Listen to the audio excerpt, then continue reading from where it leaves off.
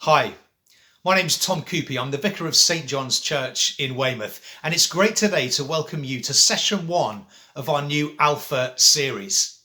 We've been doing online services for just over a year now, and we thought it would be really good to spend a few weeks thinking about the questions around the Christian faith. Maybe you're a Christian, maybe you're part of St John's Church, maybe you're watching from another part of the country or even another part of the world. Perhaps you're curious about Christianity, or maybe you've just stumbled across these videos. Well, wherever you're watching from, whoever you are, wherever you're at with your own faith journey, I hope that this Alpha series will be really helpful to you. Alpha addresses the big questions of life and faith. And as we do that, I hope that you'll feel really free to get in touch with us with your own questions that you might have. And you can do that via the church website, and you can see the information for that in the description of this video and at various points on screen. On the website you'll find a phone number, an email address, and even a live chat facility. We'd love to know what your questions are. We'd love to start a conversation with you about life and faith. We'd love to tell you more about the church, so please feel really free to get in touch if you would like to. We would love to hear from you. Today's video is called Is There More to Life? And each week we're going to see a different video from the Alpha series. Alpha is a course which has been used for many years around the world and has proved to be a really engaging way for people to start thinking about some of these big questions. So if you haven't already, I suggest you quickly pause this video, go and make yourself a cup of tea, come back and enjoy session 1. Is there more to life than this? And you'll hear from me again briefly at the end.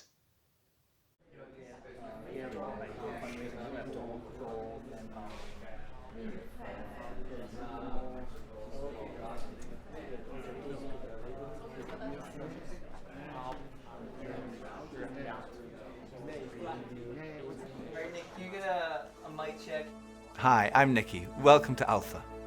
Life is busy. Every day we ask so many questions. What should I wear? What's the weather going to be like? What's happening today? How am I going to fit everything in? But then there are those bigger questions. Like, why am I here? Where am I heading? Is this it? Is there more to life than this? These are life's big questions, but there's rarely enough time to think them through properly. We all have different perspectives on the meaning of life and faith, and Alpha is an opportunity to explore life's big questions. This is a great place to come together and talk about them openly and honestly. I'm Gemma. I'm Toby. And this is Alpha.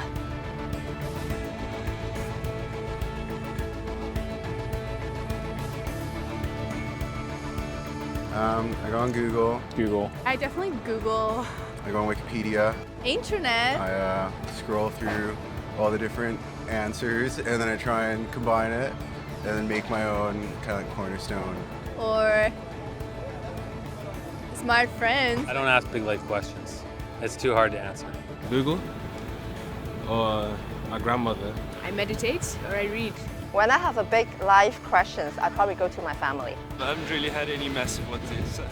To my mom or my dad, basically. My mom or my dad, maybe my gran. I get most of my answers from the library in any section there because I don't really trust the people that I'm around. The key is always to yourself. You got to figure some things out for yourself. If I'm confused, I go to him first. And he confuses me more. But when it's something more personal, I try to find it within myself first. Friends of mine told me that the first night they came to Alpha, they sat in their car for half an hour waiting and watching people going in. And eventually when they'd seen enough normal looking people going in, they thought they'd give it a try. And one thing that might be going through your mind is, am I going to be the only one there who doesn't believe all this stuff, who's not a Christian, that doesn't go to church? Well, if that's you, then you're in the right place. Alpha is designed for people who wouldn't call themselves Christians or who are not regular churchgoers. It might feel a bit strange to be discussing life and faith with people that you've never met before, but the best thing about Alpha is often the great friendships that are formed over the weeks.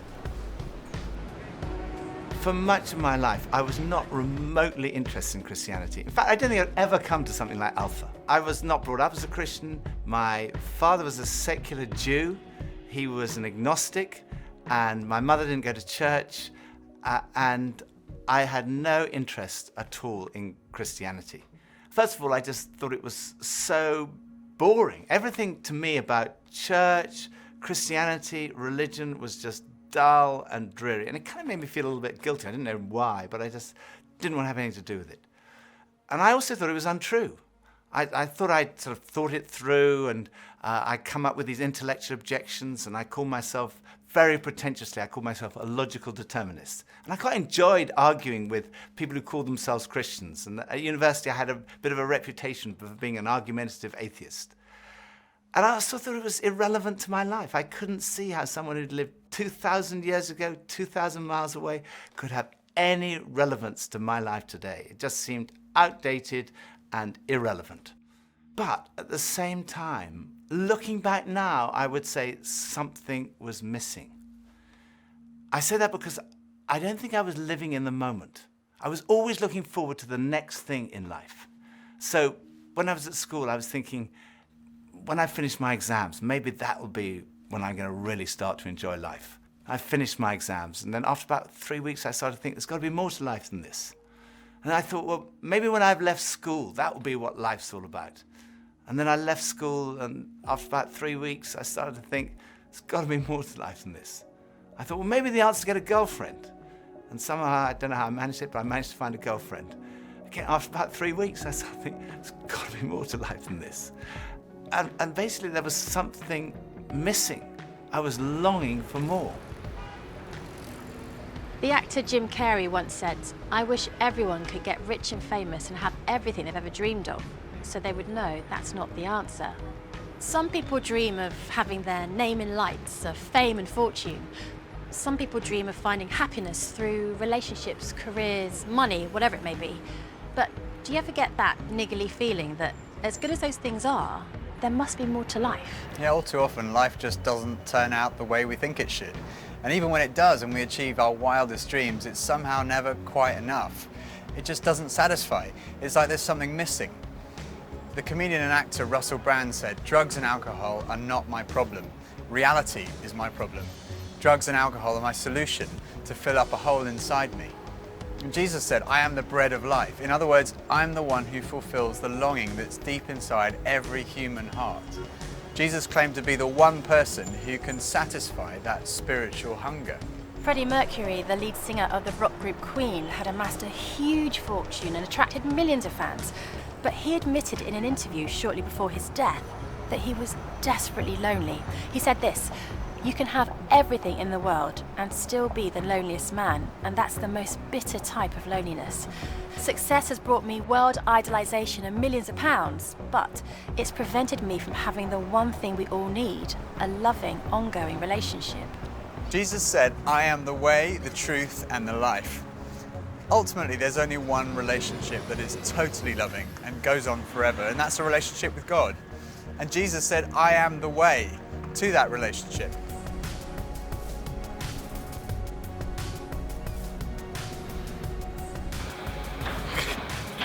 Maybe money?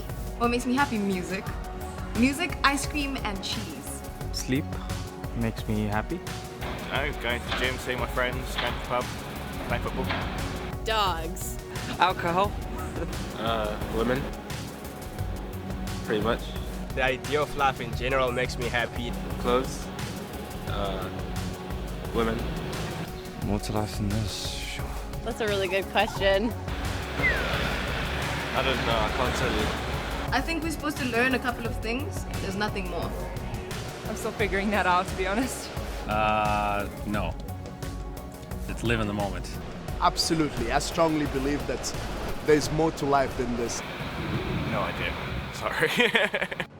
When I was about 17, I was sitting having a burger with two friends, and we were looking out the window and commenting on a few of the stores across the street, and I suddenly realized that I couldn't read any of the signs, even if I squinted. So I asked if I could borrow one of my friend's pair of glasses, and as soon as I put them on, I realized I could see everything, like colors, shapes, words. I was amazed at how everything was so clear. And I could see before, but now I could really see. And to me, that's the best way to describe the difference that Jesus makes. Jesus is the lens through which we see God, and he's also the lens by which we see the world in a totally different way. Jesus said, "I am the truth." Some people's response to a Christian might be, well, it's great for you, you found meaning and purpose in your life, but it's not for me. But when you think about it, that's not actually a logical position, because if Christianity is true, it's of vital importance to every one of us. And if it's not true, it's not great for us, because it means we're deluded. C.S. Lewis was one of the great intellectual giants of the 20th century, probably best known as the author of the Chronicles of Narnia. He said this: Christianity, if false, is of no importance, and if true, of infinite importance. The only thing it cannot be is moderately important. I come from a family of lawyers, so naturally I wanted to look at the original documents and sources. I never really looked at the evidence before, and I was astonished at how much evidence there is for the life, death, and resurrection of Jesus. For me, it was through reading these documents that we find in the New Testament that I came to the conclusion, it's true. One of the last cases I did as a lawyer was in the Court of Appeal in front of Lord Denning, an absolutely brilliant mind, perhaps the greatest judge of the 20th century. He said on one occasion that his Bible was his most tattered book in his library. He'd examined the evidence really carefully, and he came to the conclusion, it's true. One former professor of history at Oxford University described the resurrection as the best attested fact in history. I hadn't realized how many of the pioneers of modern science were believers. Descartes, Newton, Kepler, Galileo, Locke, Copernicus, Faraday, Kelvin, Pasteur. Francis Collins, one of the greatest scientists of our time, was director of the Human Genome Project, mapping the 3 billion letters in the human DNA, considered by many to be the most significant scientific undertaking of our time. He describes how he encountered Jesus and came to believe in the truth of Christianity. Well, in the home where I grew up, faith was not something that was talked about very much. My father was a professor of drama, my mother a playwright. When I went to college and those discussions in the dorm late at night about religion began to occur, I had no particular reason to attach value to a faith system. It had never been something I was familiar with or had internalized at all. And I assumed that any religious feelings that anyone held must be on the basis of some emotional experience, and I didn't trust those, or on the basis of some childhood indoctrination, which I felt I was fortunate to have missed. I loved the experience of learning about the human body and all of the components of that, and I particularly loved being introduced to genetics. But then I ended up in the medical school curriculum sitting at the bedside of patients with diseases. This was no longer an abstract study of molecules and organ systems. These were real people. And one afternoon, one of my patients, a wonderful elderly woman, much like a grandmother, who had very bad heart disease. She had a particularly bad episode of chest pain while I was with her. She got through it, and at the end of that, explained to me how her faith was the thing that helped her in that situation. She realized that the doctors around her weren't really giving her that much help, but her faith was. And after she finished her own very personal description of that faith, she turned to me, and I had been silent, and she looked at me quizzically, and she said, "What do you believe, doctor?" And ultimately, I had to admit to myself that her question had made me realize that I had arrived at an answer to the most important issue that we humans ever deal with. Is there a God? And I had arrived there without ever really looking at the evidence. And I was supposed to be a scientist. If there's one thing scientists claim they do is to arrive at conclusions based upon evidence. And I hadn't taken the trouble to do that. I was greatly assisted by a pastor who lived down the road, who I went and asked about all this, and who gave me a copy of C.S. Lewis's wonderful book, Mere Christianity. Because here was an Oxford scholar, a prodigiously developed intellect, who had traveled the same path. Within those pages, I realized for the first time that one can come to belief on a rational basis, and that in fact, given the many pointers that one sees around oneself in terms of the universe and it having a beginning, and its fine-tuning in terms of the way in which all those constants that determine the behavior of matter and energy seem to have been set just in a certain very precise range to make life possible. And many other things, including my beloved mathematics and why they actually work anyway to describe the universe, something that makes you think the Creator must have been a mathematician. That brought me then to the person of Jesus Christ. As a person who was historically extremely well documented, that was news to me. I thought Christ was as much myth as history, and I realized after reading more about it, this was a historical figure upon which we have a great deal of evidence for his existence and his teachings, and even his rising from the dead in a literal way. That day at my patient's bedside started a journey for me. A journey that I was reluctant to begin, but I felt I needed to. A journey that I thought would result in strengthening my atheism, but to my surprise, resulted in my conversion. There's a difference between knowing facts about someone and really knowing them personally. Now, I've known my husband Phil for 3 years now, but suppose if before we met, I found him on a website called The Amazing Man. Now, there's no doubt I would have looked at him and thought, okay, I'm intrigued. But what if each page was dedicated to his amazing abilities, his sparkling personality, his tender heart, his extraordinary intelligence, and his cooking abilities? Well, I would think, wow, he does sound like an amazing person. But that's head knowledge. But I also have the privilege of being married to him, and I know that he's an amazing person, which is knowledge that comes from the experience of relationship, and that's heart knowledge. When Jesus said, I am the truth, he was talking about more than just a kind of intellectual truth. The Hebrew understanding of truth was truth as experienced. And there's a big difference between a kind of intellectual knowledge and a personal knowledge, between your head and your heart. So when someone says, I know Jesus is the truth, they're not just talking about being convinced of the evidence, they're also talking about experiencing a relationship with the risen Jesus Christ. So Jesus said, I am the way, the truth, and lastly he said, I am the life. I have come that you may have life and have it to the full. Jesus came to deal with the things in our lives that stop us from enjoying life to the full, the things that spoil our lives. I hate shopping. I loathe it. I think I'm allergic to shopping. But occasionally my wife Pippa persuades me to go shopping, and just after Christmas it was the sales and she persuaded me to go shopping, and we went into the shop and we bought this very nice new sweater, same colour as all my other sweaters, and we left the shop and we went to buy a present for her, and we went into this ghastly shop. It was so crowded, it was unbelievable, and even Pippa had had enough and she said, okay, we're leaving. So we went to leave, and as we left, the security alarm went off, and the security guys moved in very quickly and they stopped us all from leaving. And like the crowd that was trying to leave was stopped, and the crowd that was trying to come in was stopped, and we were there right in the middle. The 6 of us who were going through the security at that one time were all taken off and sectioned off from all the rest.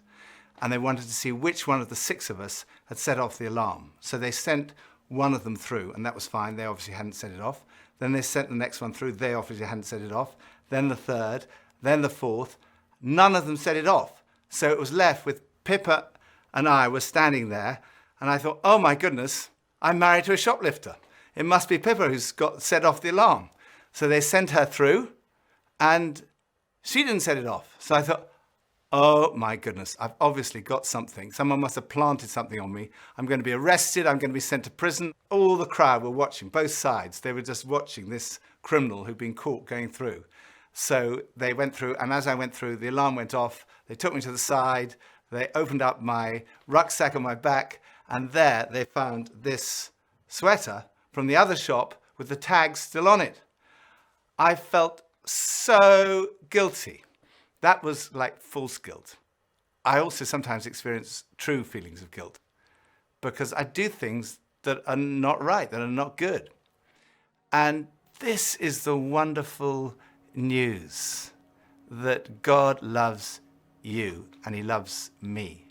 God came in the person of his Son, Jesus Christ, to die for you and for me. And on the cross, he took all of your guilt, all of my guilt, everything you've ever done wrong, everything I've ever done wrong, said wrong, thought wrong.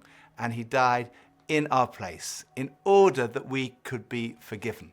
And forgiveness, C.S. Lewis said, it's like a recording of our life, wiped completely clean. And when we receive that forgiveness, we find life, and life in all its fullness. And that's what Jesus wants for you and for me. Life in all its fullness. Life at its very, very best. I think for so many years, I always just strived to be strong in myself. And it was as if that all I needed was me and my buddies and, we'd be like invincible. But the truth is, none of us are. And I don't want to do this thing called life. I don't want to do it on my own. And it kind of feels like my longing for this light inside is now stronger than my fear of what others might think.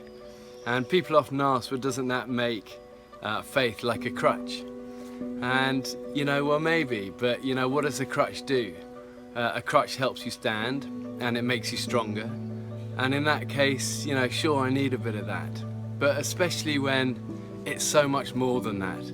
When this faith inside is also like a backbone, helping me stand tall and helping me be strong when I'm really up against it, facing those odds, whether it's on a mountain or stuck in some jungle or just dealing with the storms, with the storms of life.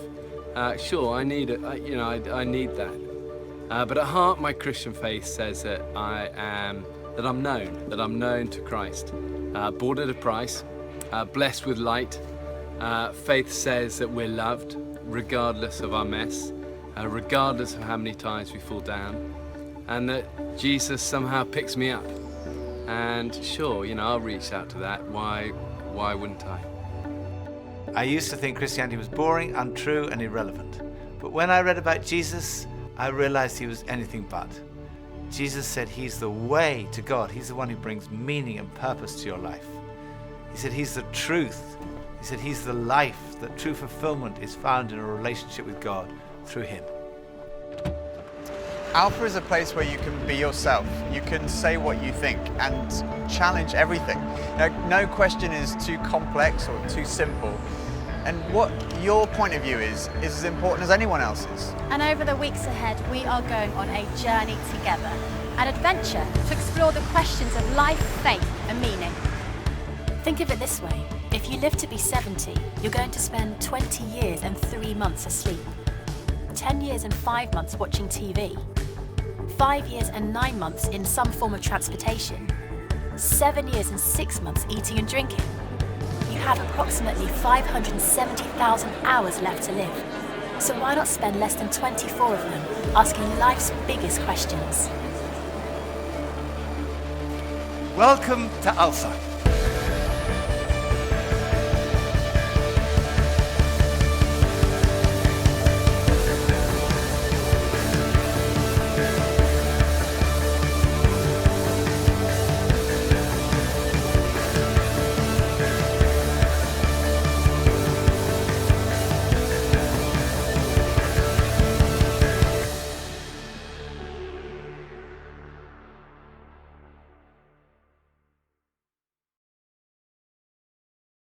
Well, I hope you've enjoyed session 1 of the Alpha course.